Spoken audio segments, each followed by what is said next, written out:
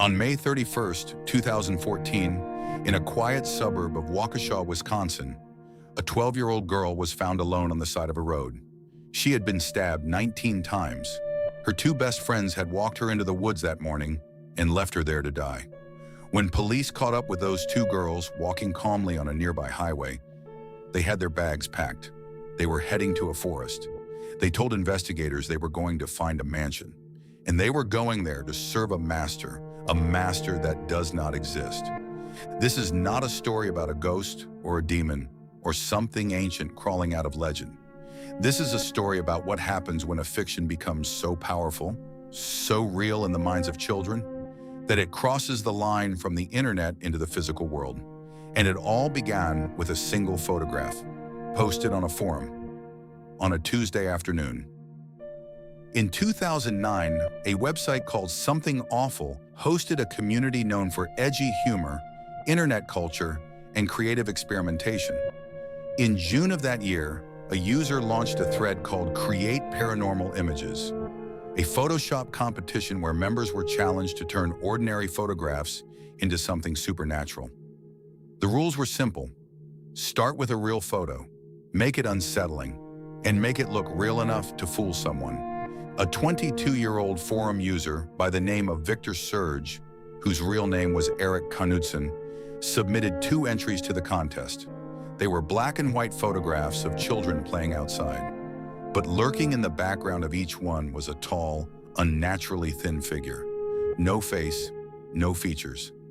Just a pale, featureless head above a dark suit, impossibly long arms hanging at its sides. He captioned the images with fake quotes from fictional Child Protective Services reports. Children missing, witnesses unable to explain what they saw. He called it the Slender Man. Within hours, other users were building on his creation, writing fake witness testimonies, fabricating historical accounts, creating their own distorted photographs. What made it so effective was its restraint. The Slender Man barely appeared in any image. It lurked just at the edge of visibility. The human brain, desperately seeking patterns in darkness, did the rest. Within days, the images had escaped the Something Awful forums. By the end of the week, they were circulating across the wider internet as though they were real. The images found a perfect home on a growing corner of the internet known as creepypasta. Horror stories designed to be copied and shared, passed from user to user like digital folklore. A wiki was created to catalog the growing mythology. Slender Man wasn't just a photograph anymore. Users were writing encounters, building lore, giving him a history, and crucially, blurring the line between what was invented for the contest and what was being presented as real fact. In 2009, a YouTube channel called Marble Hornets began uploading a found footage series built entirely around the Slender Man mythology. Shot like amateur video recovered from a missing film student's tapes, it was terrifying, slow burning, and brilliantly made. It became a massive viral hit, and it did something critical. It turned Slender Man from a forum meme into a cinematic, emotionally gripping character. For many young viewers, this was their first encounter with him, and they weren't always sure what was real. The lore grew with frightening speed. Slender Man stalked children. He caused amnesia and paranoia in those who witnessed him. He communicated through dreams. He had servants, people who carried out his will, they're called proxies. If you saw him, you were already marked. The more you looked into him, the more he could reach you. It was internally consistent mythology, designed to be believable, designed to escalate fear with every new story. And millions of children were reading every word.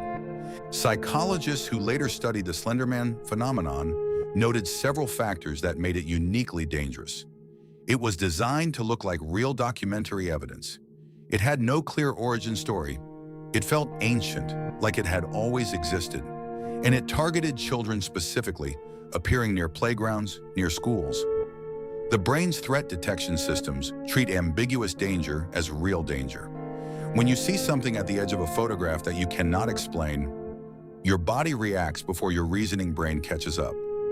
In 2012 and 2013, 2 girls in Waukesha, Wisconsin, Morgan Geyser and Anissa Weier, both discovered creepypasta. They were 11 years old. Morgan was quiet, creative, artistic. Anissa was her closest friend. Both were going through the social turbulence of middle school, and both found in the world of creepypasta something that felt more vivid and real than their everyday lives.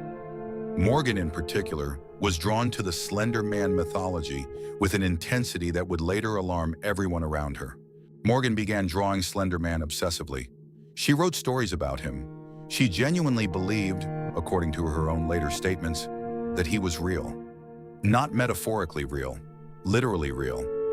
She believed he watched her home at night, that he communicated with her, that to protect her family from his attention, she would have to prove her devotion. And in the logic of the mythology she had absorbed, the only way to prove that devotion was to become a proxy, to carry out an act of violence in his name. By early 2014, Morgan had convinced Anissa of something terrifying, that Slender Man was real, that his mansion existed deep in a forest, and that if they carried out an act of violence against someone, they would be accepted as his proxies and allowed to live there with him. The target they chose was their friend and classmate, a girl who trusted them completely. Her name was Payton Leutner, known to her friends as Bella.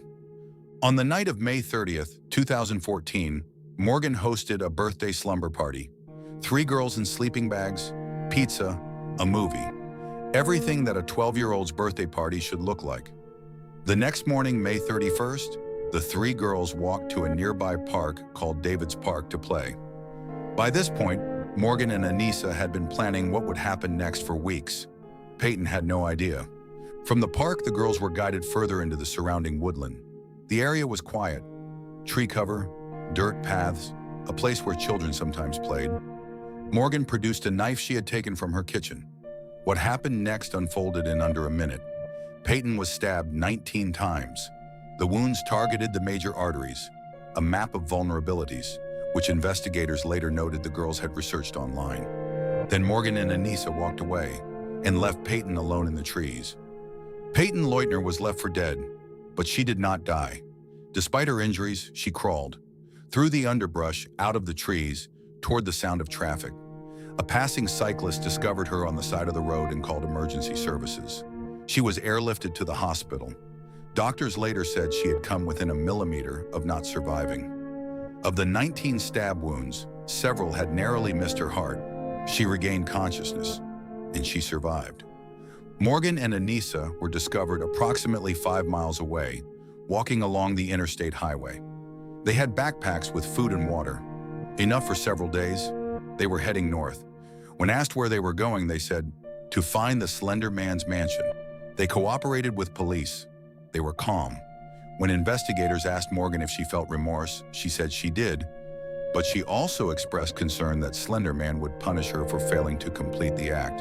She was 12 years old. Footage from the police interrogations was later released and watched millions of times online. What struck viewers most was not the horror of what the girls had done, but the total sincerity with which they described Slender Man. There was no performance, no posturing. Morgan, in particular, spoke about him the way a child speaks about a real authority figure. Someone to be obeyed, someone to be feared, someone whose approval mattered.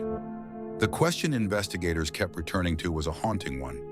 When does a mythology become a delusion? And who is responsible when the line disappears? Both Morgan Geyser and Anissa Weier were charged as adults. A decision that drew controversy from child welfare advocates and legal scholars alike.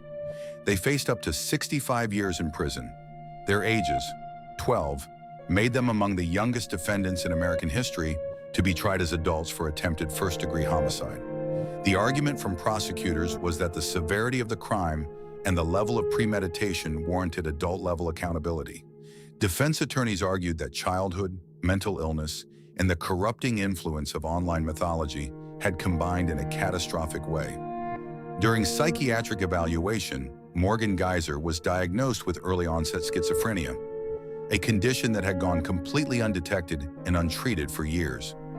Doctors testified that she had been experiencing visual and auditory hallucinations long before the attack.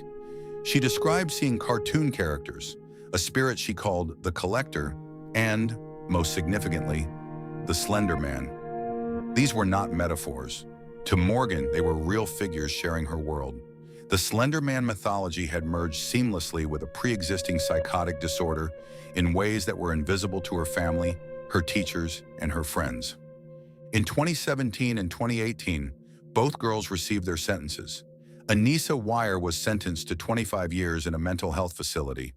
Morgan Geyser received the maximum possible sentence, 40 years of institutionalized mental health treatment. Neither would see freedom as a young adult. Payton Leutner, the survivor, gave a victim impact statement in which she described the lasting physical and psychological damage she had endured.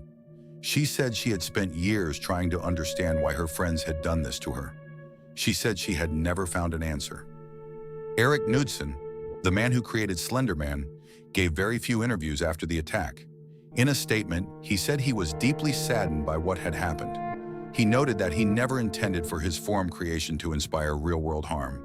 He spoke with regret, but he continued to assert that he bore no legal responsibility, a position that courts ultimately agreed with, finding no viable legal claim connecting creative fiction to the actions of disturbed individuals. The courts closed the case. The internet debate never did. The Slender Man case is not really a story about a monster. It is a story about how human beings build monsters, and how, once built, those monsters can take on a life entirely beyond the intentions of their creators. The internet is the most powerful mythology generation engine in human history. It takes a fragment of imagination, gives it to millions of minds, and watches it evolve. Most of the time, the mythology stays where it belongs, in the dark, in the imagination, in the comfortable thrill of fear that keeps us safe in our beds. But what happens when fiction encounters a mind that cannot distinguish between the story and the world?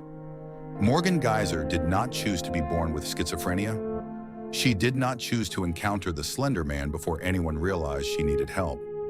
She found in that mythology a framework for the hallucinations she was already having, a language for experiences that no one around her could see. The question of responsibility, of what we owe each other when we create things that reach into the world, remains genuinely unanswered. It may be the defining question of the digital age. Payton Leutner graduated high school. She gave interviews years later and said she had worked hard to move forward. She said she did not think about it every day anymore. Morgan Geyser, as of the time of this documentary, remains institutionalized. She has expressed remorse. She has written to Payton. In one reported communication, she told her that she knows now that Slender Man was never real. She said, "I am sorry I ever thought he was. This case has no clean ending. It has no villain who understood what they were doing.